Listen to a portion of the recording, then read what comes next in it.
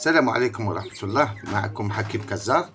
كيفية ترويض حسون صيد جديد. شاهد معي هنا، هذا صاحب قناة ينصح داير موضوع حول كيفية التعامل مع صيد جديد. لاحظوا الفراخ في القفص الصغير مكتظ بهم، وحتى ولو كان فرخ لوحده ستجده يقفز كما تشاهدون، خايف منه أو حتى لوحده ليسوا هادئين.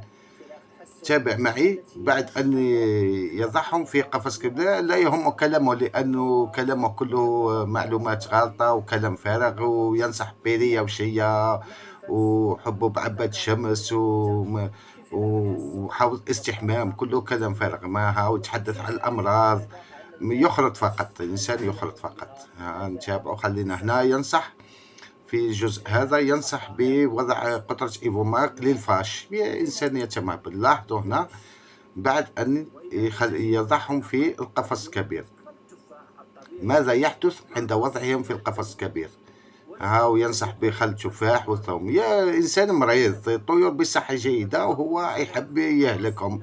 لاحظوا الفراخ بعد وضعهم في القفص الكبير كيف هدأوا. لاحظتوا دور القفص الكبير. فراخ تروضت في دقائق، ولكن هو أحمق للأسف، أحمق مغفل. ماذا نفعل؟ فراخ، لاحظتوا فراخ هدئت هكذا تعتبر أنها مروضة، يعني هذه أنيق.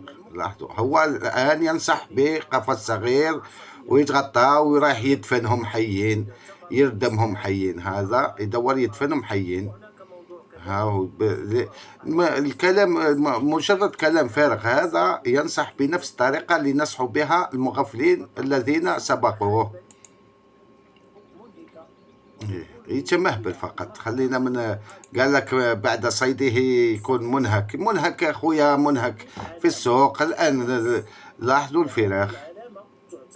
خلينا من كلامه هذا، كلام تحت خرج من الموضوع خلاص. يتمهبل، أنثى وذكر لا يعرف بين. شفتوا الفراخ، ركحة الفراخ مروضة. ما هو اللي للأسف مغفل مثل الباقي، لأنه أخذ معلومة غلطة. شيا وبيريا وكتالي. إنسان مريض هذا. يعطيهم ميلونج وخليهم هما ياكلوا وخلاص، وعلقهم في الشمس في مكان مضيء. كما هنا لا يوجد شمس، مكان مضيء. هاي الطيور ركحت هاك. شفتوا الفراخ، هذه عملية ترويض الفراخ. شريت في مقنين حسون صيد جديد. يا أخي حطوا في قفص واسع. أهم شيء من فوائد القفص الواسع لا يفسد ريشه، أهم شيء. فهمتوا خاوتي؟ حطت هذه الأدوية كلها، هذو كامل، هذو كلهم خلطة باتي فقط. يحط مشوار مأكلة باتي ومأكلة خلطة حبوب.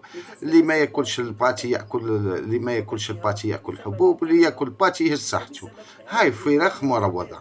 ماذا يحتاج أكثر من ذلك؟ لماذا رايح وسوف يحطهم في قفص صغير ويغطيهم؟ لماذا؟ وبعد ذلك يبدأ بالأدوية. هو ما يعرفش يربي. هذا إنسان لا يعرف تربية الحسون، إنسان دخيل، إنسان هواوي مسكين يتمهبل فقط. الشيء اللي قالوه في غطي، سمع كلمة غطي القفص، هو اشترى هذا الشباك وراح يدفن فراخه. هاي الفراخ، هاي راكحة الفراخ، هاي مروضة. هاو كأنهم عندهم 5 سنوات ولا 6 سنوات أو 10 سنوات. الفراخ راكحة في القفص الكبير. لماذا؟ حتى يضعهم في قفص صغير ويروضهم. لماذا تروضهم يا أخي؟ هذا الفرق بين الذكر والأنثى. المهم يتمهبل وخلاص. هذه هي. هذو قنوات تقريب قنوات عار، يعني قنوات نصيحة لا تتبعهم. هذو الناس اللي راهي تنشر في اليوتيوب انساهم، ابتعد عنهم.